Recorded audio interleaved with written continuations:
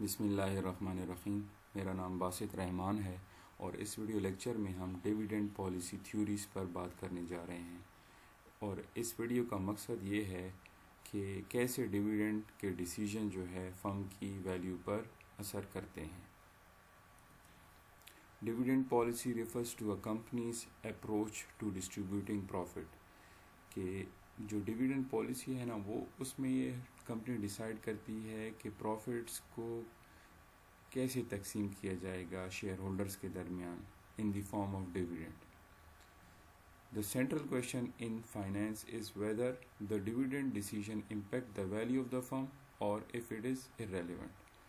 अच्छा, dividend policy में company पहले तो ये डिसाइड करती है कि डिविडेंड देना है या नहीं देना और कितना देना है। और मेन क्वेश्चन यहाँ पर क्या है कि फाइनेंस में डिविडेंड का डिसीजन फर्म की वैल्यू पर असरअंदाज करता है या ये इररेलेवेंट है, कोई असर नहीं करता। इसके बेसिस पर हम जो है 3 क्लासिफिकेशन ऑफ डिविडेंड थ्योरीज करते हैं, जिसमें पहली जो क्लास है उसको हम कहते हैं रेलेवेंस थ्योरी। इनके आर्गुमेंट ये है कि डिविडेंड जो है वो डिविडेंड डिसीजन जो है वो मैटर करता है और डिविडेंड का डिसीजन फर्म की जो वैल्यू है उस पर असर होता है, उसको चेंज करता है। इररेलेवेंस थ्योरी का ये आर्गुमेंट है कि डिविडेंड का डिसीजन जो है फर्म की वैल्यू पर कोई असर नहीं करता। और अदर मॉडर्न थ्योरी जो हैं उनका आर्गुमेंट जो होता है वो बिहेवियरल या स्ट्रेटेजिक पॉइंट ऑफ व्यू से देखा जाता है। अब इस वीडियो लेक्चर में हम 7 डिविडेंड थ्योरीज पर बात करेंगे, जिसमें वॉल्टर्स मॉडल जो है पहली थ्योरी है और ये रेलेवेंस थ्योरी है। Walter model is one of the earliest attempt to prove that dividend policy is relevant. ये सबसे जो अर्लीस्ट थ्योरीज थी उनमें एक थ्योरी है जिसके तहत हम ये कहते हैं कि जो डिविडेंड पॉलिसी है वो रेलेवेंट है, वो असरअंदाज होती है फर्म की वैल्यू पर। According to this model, a company should decide how much earning to pay out as dividend on the basis of relationship between return on investment and cost of equity. कि cost of equity और return on investment के दरमियान जो relationship है उसके basis पर हम decide करते हैं कि डिविडेंड जो है वो देना है या नहीं देना। The basic logic is simple logic क्या है कि अगर रिटर्न ऑन इन्वेस्टमेंट हायर है कॉस्ट ऑफ इक्विटी से तो रिटेन्ड अर्निंग कर लो, डिविडेंड ना दो। क्योंकि आपके पास एक ऐसा प्रोजेक्ट है जिसमें अगर आप इन्वेस्ट करो तो आपके पास रिटर्न आएगी ज़्यादा as compare to cost of equity.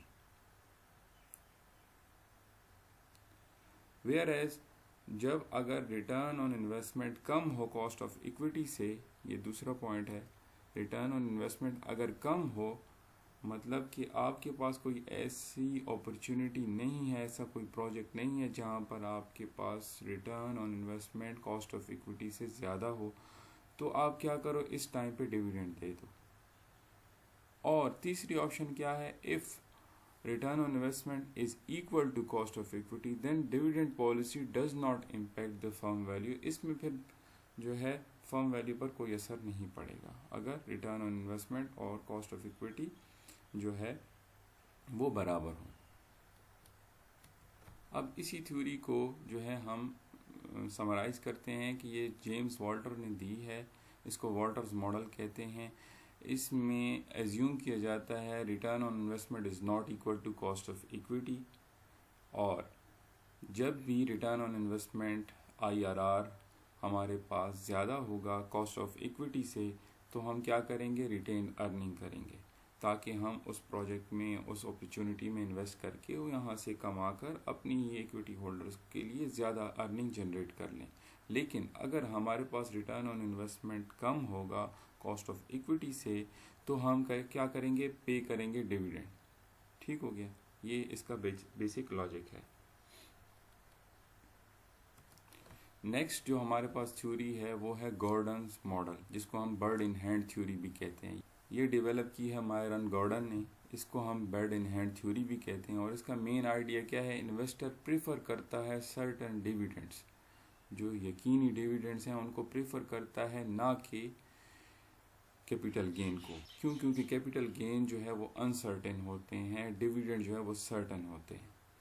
Hence dividend increase the value of the firm. इसकी थोड़ी डिटेल देख लेते हैं। Gordon model argue that in an uncertain world, investor value current guaranteed dividend more than future risky capital gains. This is called bird in hand theory। और जो हमारे पास वो bird in hand argument है कि a bird in hand is worth more than two in the bush। कि जो bird in hand है वो बेहतर है, अच्छा है, ना कि झाड़ियों में छुपे दो जो है birds। So firms that pay higher current dividends are seen as less risky and investor values such firms more highly। कि जो current dividends होते हैं उनको जो investors हैं वो less risky समझते हैं और इनको value करते हैं ज़्यादा। The model uses the और ये जो गॉर्डन मॉडल है ये यूज़ करता है डिविडेंड डिस्काउंट मॉडल। और ये क्या करता है, वैल्यू ऑफ द फर्म को मालूम करने के लिए जितने भी डिविडेंड्स हैं उनको डिस्काउंट कर लेता है, ताकि उसको मालूम हो जाए कि वैल्यू ऑफ द फर्म क्या आएगी। मिसाल के तौर पर अगर हायर डिविडेंड हैं तो वैल्यू ऑफ द फर्म भी हाई आएगी, और अगर लेस डिविडेंड है तो less value of the firm भी लेस आएगी।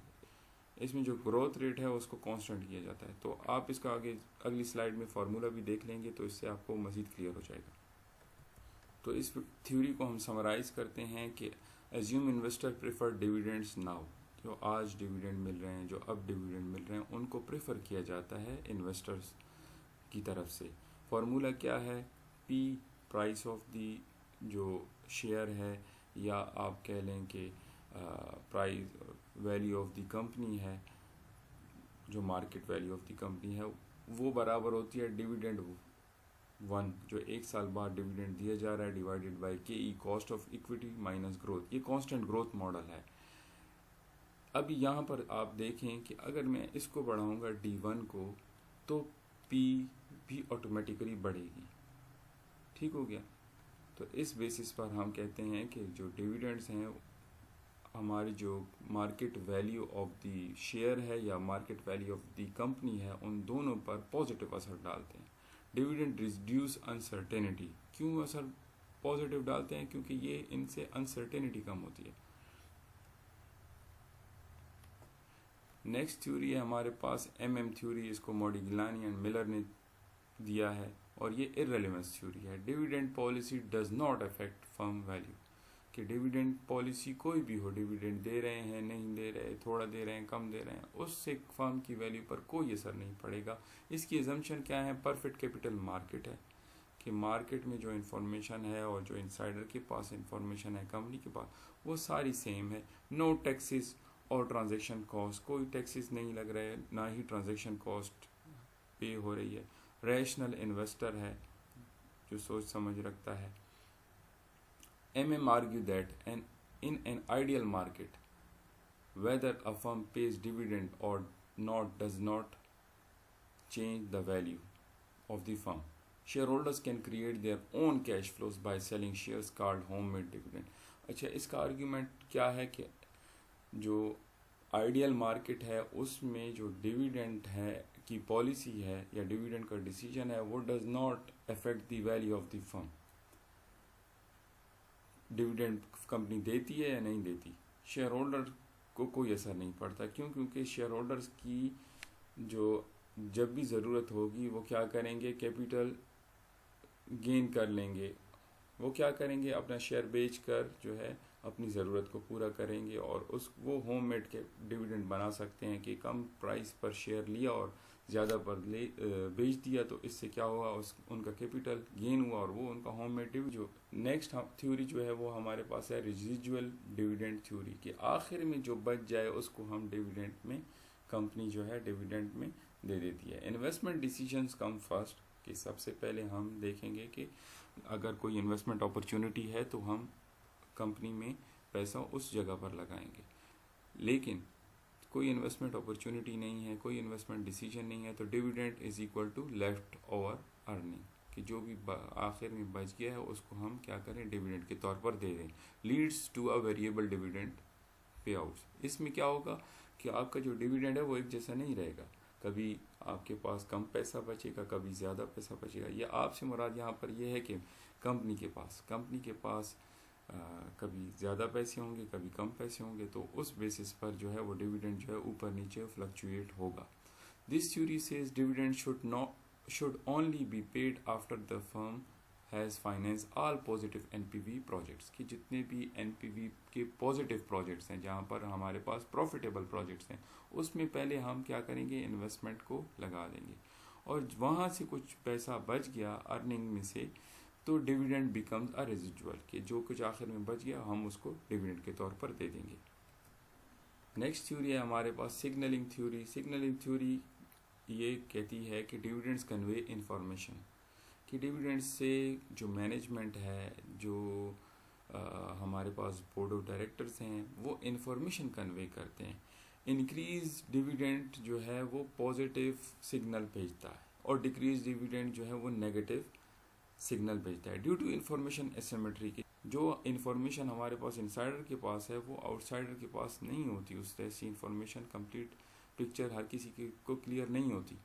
तो इंफॉर्मेशन एसिमेट्री में management uses dividend to send signal, कि management an increase in dividend में indicate higher expected future earning while a cut signal financial stress, कि ज़्यादा डिविडेंड कर दिया है तो हो सकता है कंपनी फ्यूचर में ज़्यादा अर्निंग इंडिकेट कर रही हो, तो उसका पॉजिटिव सिग्नल जाएगा। लेकिन अगर डिविडेंड्स कट लगेंगे तो फाइनेंशियल स्ट्रेस का सिग्नल जाएगा, कंपनी जो है फाइनेंशियल हालत सही नहीं है, मुश्किलात से गुजर रही है। क्लाइंटेल इफेक्ट थ्योरी जो है इसके ऊपर हमने पहले भी वीडियो बनाई हुई है, उसमें भी हमने यही जो है एक्सप्लेन किया था कि क्लाइंटेल इफेक्ट जो है जितने भी हमारे पास जो इन्वेस्टर्स हैं वो अपना एक माइंडसेट लेकर आते हैं कि हमें डिविडेंड चाहिए या हमें जो है कैपिटल गेन चाहिए। तो अगर कंपनी जो है, जो डिविडेंड पेइंग कंपनी है, वो चेंज कर देती है, डिविडेंड नहीं देती, तो जो है जितने भी इन्वेस्टर हैं वो इस नीयत से जो आए थे कि हमें डिविडेंड चाहिए, वो क्या करेंगे, इस कंपनी से अपनी इन्वेस्टमेंट उठा लेंगे और दूसरी कंपनी में डालेंगे जहाँ पर वो डिविडेंड दे रहे हैं।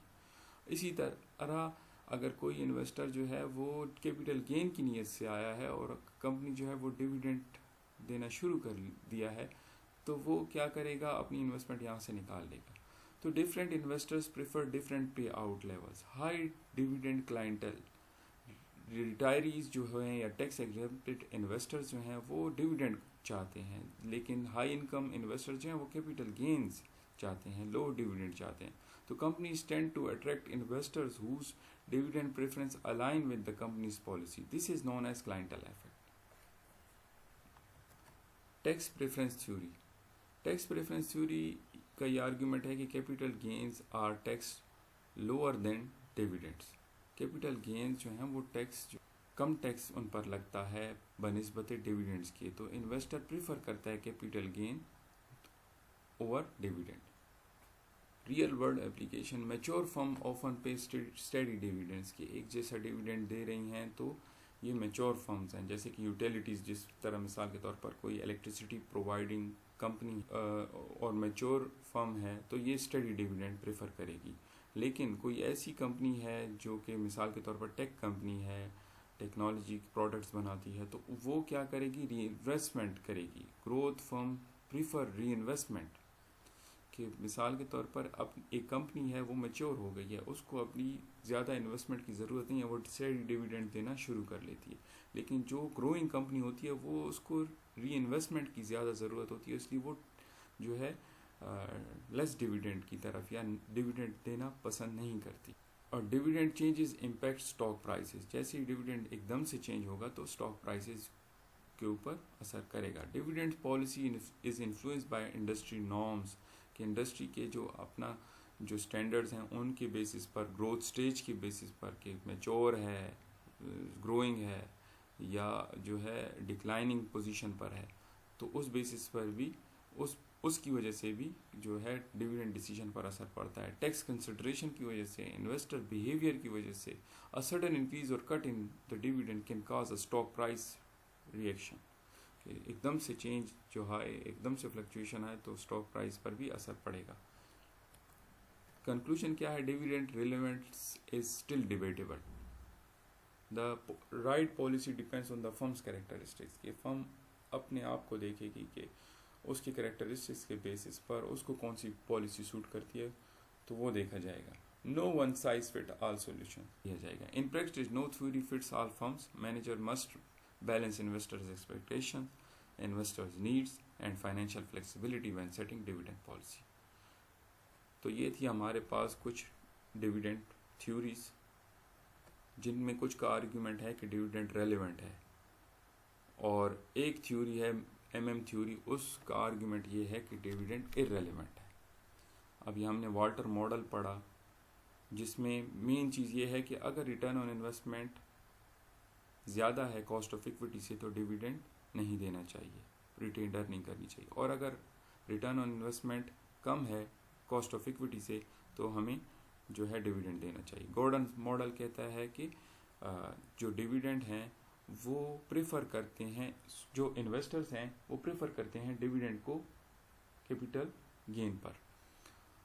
MM थ्योरी का आर्गुमेंट ये है कि dividend policy does not matter. वो डिविडेंड जो है इन्वेस्टर जो है वो खुद होममेड डिविडेंड बना सकता है। रेजिजुअल डिविडेंड थ्योरी का आर्गुमेंट है कि डिविडेंड जो है वो लेफ्ट ओवर प्रॉफिट है, कि आखिर में जो कुछ बच गया वो डिविडेंड के तौर पर दिया जाएगा। और ये भी थ्योरी भी जो है रेलेवेंस थ्योरी है। सिग्नलिंग थ्योरी भी रेलेवेंस थ्योरी है, क्योंकि डिविडेंड पॉलिसी डिसीजन या डिविडेंड डिसीजन जो हैं वो हमारे पास सिग्नल भेजते हैं about the company. Clientele effect theory relevance theory है। क्लाइंट जो है अपनी एक्सपेक्टेशन लेकर आता है, और उसकी एक्सपेक्टेशन पूरी ना हो तो वो अपनी इन्वेस्टमेंट भी लेकर चला जाता है उस जगह पर जहाँ पर उसकी जो है एक्सपेक्टेशन को पूरा किया जा रहा है। Tax preference theory, capital gain जो है कम टैक्स लगता है, डिविडेंड्स पर ज़्यादा टैक्स लगता है, इसलिए डिविडेंड्स देने में बेहतरी है। तो ये थी कुछ डिविडेंड थ्योरीज। उम्मीद है आप सबको समझ आई होंगी। अगर कुछ मसला हो तो आप मुझे कमेंट्स में बता सकते हैं। Thank you.